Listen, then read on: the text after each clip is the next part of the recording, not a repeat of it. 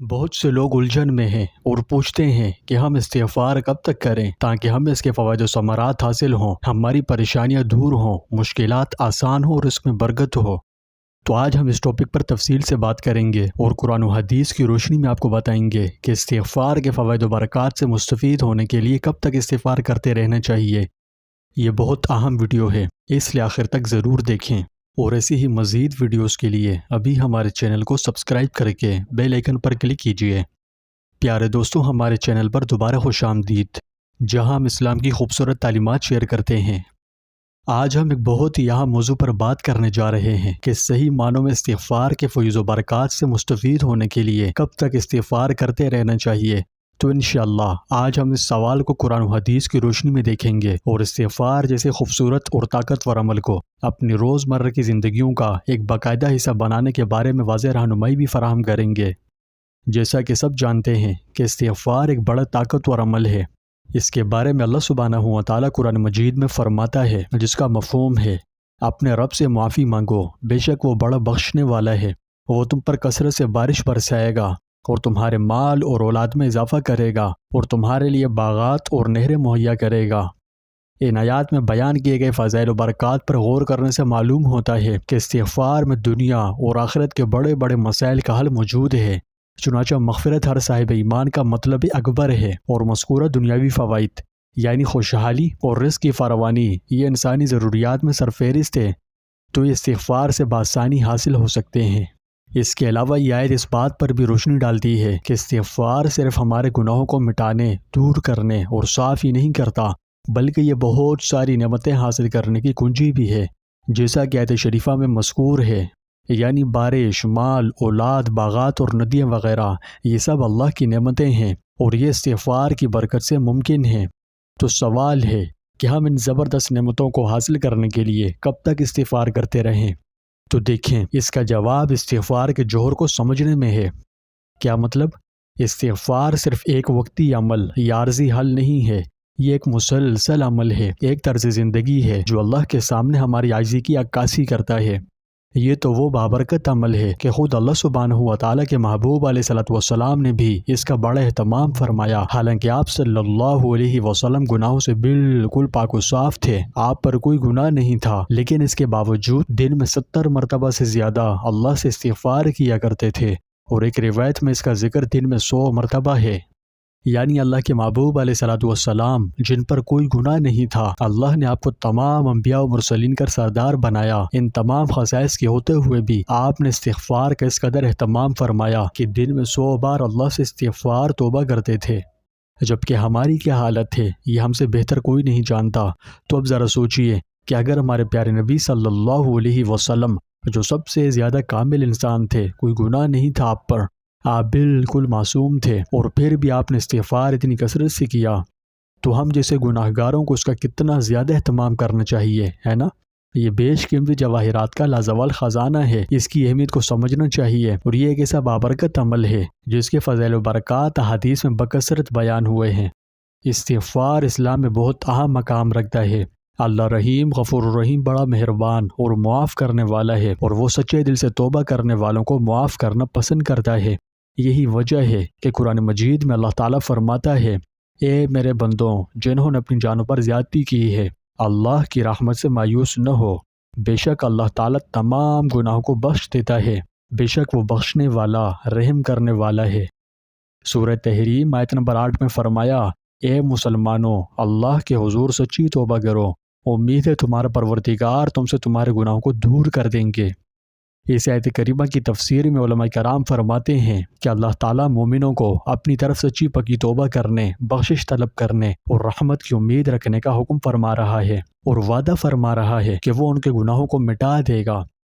دراصل اس آیت کا بنیادی مقصد لوگوں کو اللہ اور اس کے رسول کی نافرمانی سے خبردار کرنا، اور انہیں اللہ اور اس کے رسول کی اطاعت کرنے اور اخلاص سے بکثرت توبہ استغفار کرنے کی ترغیب دینا ہے۔ پھر سورہ نساء آیت نمبر 110 میں فرمایا کہ جو برا عمل کرے یا اپنے آپ پر ظلم کرے، پھر اللہ سے استغفار کرے، تو اللہ کو خوب بخشنے والا اور مہربان پائے گا۔ اسی طرح سورہ ہود آیت نمبر 52 میں فرمایا کہ تم اپنے رب سے اپنے گناہوں کی معافی طلب کرو اور اس کی جناب میں توبہ کرو۔ اور سورہ مزمل آیت نمبر 20 میں فرمایا کہ اللہ سے بخشش مانگتے رہو، بے شک اللہ بخشنے والا مہربان ہے۔ سورہ انفال آیت نمبر 33 میں فرمایا کہ اللہ تعالیٰ ایسا نہ کرے گا کہ ان میں آپ صلی اللہ علیہ وسلم کے ہوتے ہوئے ان کو عذاب تھے، اور اللہ ان کو عذاب نہ دے گا اس حالت میں کہ وہ استغفار بھی کرتے ہوں۔ حضرت علی بن ابی طالب کرم اللہ وجہہ سے روایت ہے کہ آپ نے فرمایا روئے زمین پر اللہ کے عذاب سے بچنے کے لیے 2 طرح کا امان تھا، جس میں سے ایک کو تو اٹھا لیا گیا اور دوسرا بھی موجود ہے، اس کو مضبوطی سے پکڑ لو۔ وہ امان جو اٹھا لیا گیا وہ اللہ کے رسول حضرت محمد صلی اللہ علیہ وسلم تھے، اور دوسرا امان جو ابھی موجود ہے وہ استغفار ہے۔ حضرت عبداللہ بن عمر رضی اللہ عنہ سے روایت ہے کہ نبی کریم صلی اللہ علیہ وسلم نے ارشاد فرمایا کہ اللہ تعالیٰ بندے کی توبہ قبول کرتے ہیں کہ جب تک کہ موت کی حالت نہ پہنچ جائے۔ اسی طرح حضرت ابو سعید خدری رضی اللہ عنہ سے روایت ہے کہ رسول اللہ صلی اللہ علیہ وسلم نے ارشاد فرمایا کہ شیطان نے کہا کہ اے رب، تیری عزت کی قسم کہ میں تیرے بندوں کو اس وقت گمراہ کرتا رہوں گا جب تک ان کی روحیں ان کے جسموں میں موجود ہیں۔ تو رب کریم نے فرمایا میری عزت و جلال اور بلندی مرتبے کی قسم، میں اس وقت تک ان کے گناہوں کو معاف کرتا رہوں گا جب تک وہ مجھ سے استغفار کرتے رہیں گے۔ سبحان اللہ! بلا شبہ توبہ استغفار بہت بڑی دولت ہے، ہمیں اس کی قدر ہی نہیں، ورنہ تو یہ تو ایسی چیز تھی کہ ہمیں اسے اپنی زندگی میں بمثل سانس کے شامل کر لینا چاہیے تھا، مگر جسے اللہ توفیق دے۔ حضرت عبداللہ بن عمر نے فرمایا کہ میں نے رسول اللہ صلی اللہ علیہ وسلم کو یہ فرماتے ہوئے سنا ہے کہ جو مومن موت سے 1 مہینہ پہلے اپنے گناہ سے توبہ کرے، یا 1 دن یا 1 گھڑی پہلے بھی توبہ کر لے، تو اللہ تعالیٰ اس کی توبہ قبول فرمائیں گے، بشرطے کہ اخلاص کے ساتھ سچی توبہ کی گئی ہو۔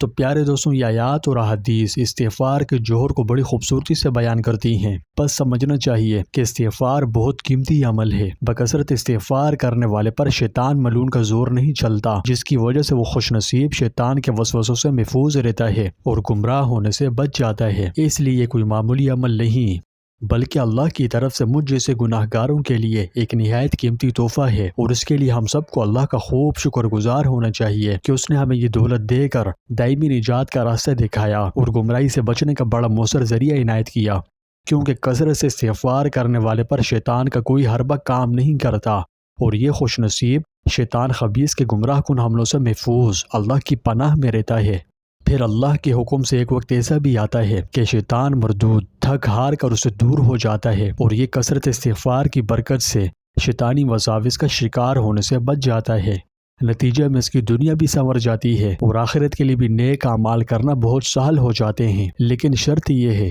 کہ مومن اس عمل پر قائم رہے، کیونکہ اس پر قائم رہنا ہی اصل چیز ہے، اور اسی کی برکت سے اللہ پاک اس پر اپنی خاص الخاص توجہات فرماتے ہیں اور دنیاوی و اخروی کامیابیوں کو امرانیوں سے نوازتے ہیں۔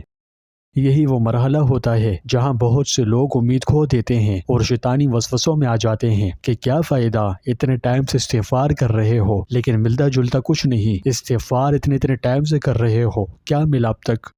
اور ہماری بدقسمتی کہ ہم شیطان مردود کے وسوسوں میں آ جاتے ہیں اور استغفار جیسا بہت بڑا طاقتور، انتہائی قیمتی اور نایاب و انمول عمل کرنا چھوڑ دیتے ہیں۔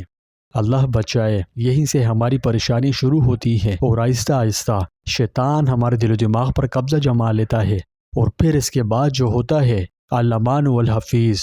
اللہ ہمیں کبھی شیطان کے جال میں نہ آنے دے اور ایمان جیسی عظیم الشان دولت سے کبھی محروم نہ کرے۔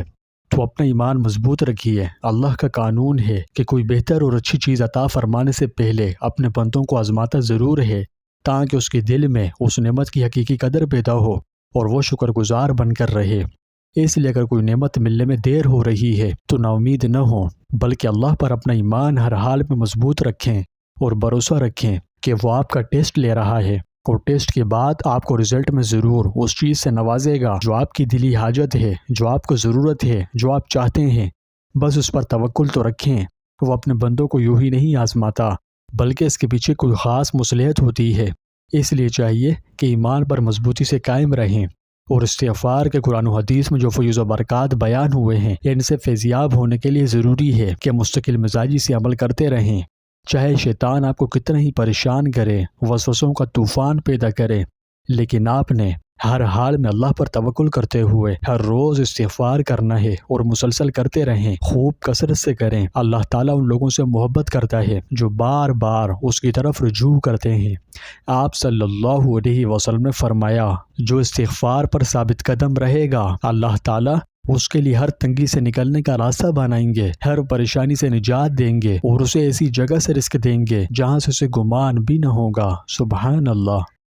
چاہے آپ کسی بھی پریشانی میں ہوں، کسی مشکل کا سامنا کر رہے ہوں یا اپنے لیے آسانی چاہتے ہوں، تو مصیبتوں سے نکلنے اور مسائل کے حل کے لیے استغفار کو اپنی روزمرہ کی زندگی کا باقاعدہ حصہ بنائیں۔ روزانہ کے ایک ہدف مقرر کریں کہ کچھ بھی ہو جائے وہ خاص ہدف ہر حال میں پورا کر کے ہی رہنا ہے۔ جیسا کہ آپ روزانہ 100 200 بار یا 500 یا 1000 بار یا جس قدر آپ آسانی سے پڑھ سکتے ہیں، تو استغفار پڑھنے کا اپنے لیے کوئی خاص ہدف مقرر کریں اور پھر اسے ہر حال میں پورا کرنے کی کوشش کریں، ٹھیک ہے؟ اور خلوص کے ساتھ کریں، یعنی جب آپ استغفر اللہ یا استغفار کے کوئی دوسرے کلمات کہیں تو اسے دل سے کہیں۔ اگر آپ کو معنی معلوم ہے تو معنی پر غور کریں، ورنہ جو الفاظ آپ پڑھیں ان پر غور کریں اور ساتھ اپنی غلطیوں پر بھی غور کریں اور آئندہ ان کو نہ دہرانے کا عزم کریں۔ یقین کیجئے یہ اخلاص اور اپنی غلطیوں گناہوں سے بچنے کا عزم اللہ سے آپ کا تعلق بہت مضبوط کرتا ہے۔ شیطان آپ سے دور بھاگتا ہے، جس کی وجہ سے آپ کے لیے دیگر عبادات کرنی بہت آسان ہو جاتی ہے۔ آپ کا دل عبادات میں خوب لگتا ہے، اس لیے پھر آپ استغفار کو اعمال صالحہ کے ساتھ جوڑیں، یعنی استغفر اللہ پڑھنے کے ساتھ ساتھ خوب سارے نیک اعمال بھی کریں۔ اب نیک اعمال کون سے کریں تو یہ بتانے کی چیز نہیں، آپ جانتے ہیں کہ ہر عمل جو اللہ کی رضا کے لیے کیا جائے وہ عبادت ہے، جیسے کہ اپنے مال میں سے ضرورت مندوں کو صدقہ دینا، ضرورت کے وقت دوسروں کی مدد کرنا اور فرض کی ادائیگی کے علاوہ نفلی نمازیں پڑھنا۔ قرآن مجید میں اللہ تعالیٰ کا فرمان ہے کہ بے شک نیکیاں برائیوں کو مٹا دیتی ہے۔ تو آپ استغفار کو اعمال صالحہ کے ساتھ جوڑیں اور جو آپ سے گناہوں کا صدور ہوا ہے انہیں نیکیوں کے ذریعے دور کرنے کی کوشش کیجیے اور اللہ کی منصوبہ بندی پر مکمل بھروسہ رکھیں اور صبر کریں، کیونکہ کسی بھی معاملے میں کامیابی کے لیے صبر کلیدی حیثیت رکھتا ہے۔ یہی وہ جگہ ہے جہاں اکثر قدم اکھڑنے لگتے ہیں اور شیطان کو گمراہی میں دھکیلنے کا موقع مل جاتا ہے،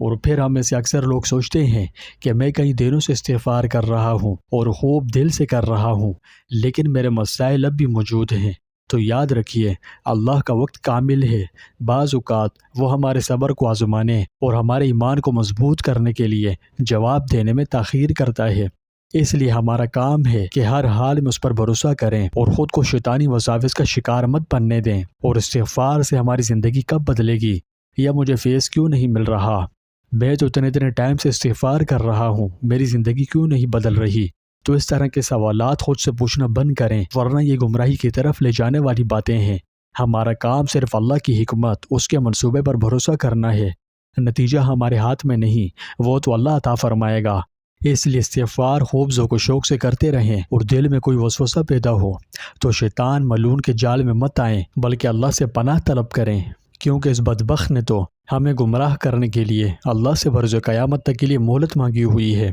تو خدا را اپنے ایمان کی حفاظت کریں۔ استغفار تو ایسا عمل ہے کہ اگر کوئی اس عمل پر ثابت قدمی اختیار کر لے تو اللہ تعالیٰ اسے ہر پریشانی سے نجات دیتا ہے، ہر غم، ہر مشکل سے نکلنے کا راستہ بناتا ہے، اور اپنی رحمت سے اسے رزق ایسی جگہ سے نصیب فرماتا ہے جہاں سے اس کے وہم و گمان میں بھی نہیں ہوتا۔ اور بہت زیادہ استغفار کرنے والے پر شیطان کا بس نہیں چلتا۔ لیکن اب تک کی ان ساری باتوں کو سننے کے باوجود آپ اب بھی جاننا چاہتے ہیں کہ ہمیں استغفار کب تک کرتے رہنا چاہیے، تو اس کا جواب بہت آسان ہے۔ استغفار اس وقت تک جاری رکھیں جب تک کہ دلوں کو سکون نہ ملے اور آپ کی زندگی بدل نہ جائے اور آپ کی دعائیں قبول ہونا شروع ہو جائیں۔ آپ یقین سے استغفار کرتے رہیں، اس کی برکت سے اللہ پاک آپ کی ہر دعا قبول فرمائے گا، آپ کو ہر پریشانی سے، ہر غم سے نجات دے گا اور رزق میں خوب برکت عطا فرمائے گا۔ لیکن اب آپ نے ایسا نہیں کرنا کہ جیسے ہی آپ کو فیض ملنا شروع ہوا اور آپ عمل چھوڑ چھاڑ کر بیٹھ گئے، تو ایسا آپ نے ہرگز نہیں کرنا، بلکہ زندگی بدلنے اور دعائیں قبول ہونے کے بعد بھی اسے کرتے رہیں۔ چاہے اب آپ کی کوئی پریشانی باقی نہ رہے تو پھر بھی آپ نے اس عمل کو نہیں چھوڑنا، اور سانس لینے کی طرح قدرتی طور پر اسے روزانہ کی عادت بنا لیں، کبھی اسے ترک نہ کریں، ٹھیک ہے؟ تو پیارے بھائیوں اور بہنوں، استغفار اللہ کی طرف سے مجھ جیسے گناہ گاروں کے لیے ایک نہایت قیمتی تحفہ ہے۔ یہ نہ صرف ہمارے گناہوں کو مٹاتا ہے بلکہ ہماری زندگیوں میں ناقابل تصور برکتیں بھی لاتا ہے۔ اور ہاں، عمل کی کامیابی مستقل مزاجی، خلوص اور صبر میں ہے۔ ان باتوں کا خوب دھیان رکھ کر عمل کریں، انشاءاللہ آپ کی زندگی بدل جائے گی۔ تو آئیے آج اسے عمل شروع کریں، اور میری زندگی کب بدلے گی یا مجھے اس کا فیض کب حاصل ہوگا، اس طرح کے سوالات خود سے پوچھنا بند کریں اور اپنی زندگیوں کو بہتر بنانے کا سفر شروع کریں۔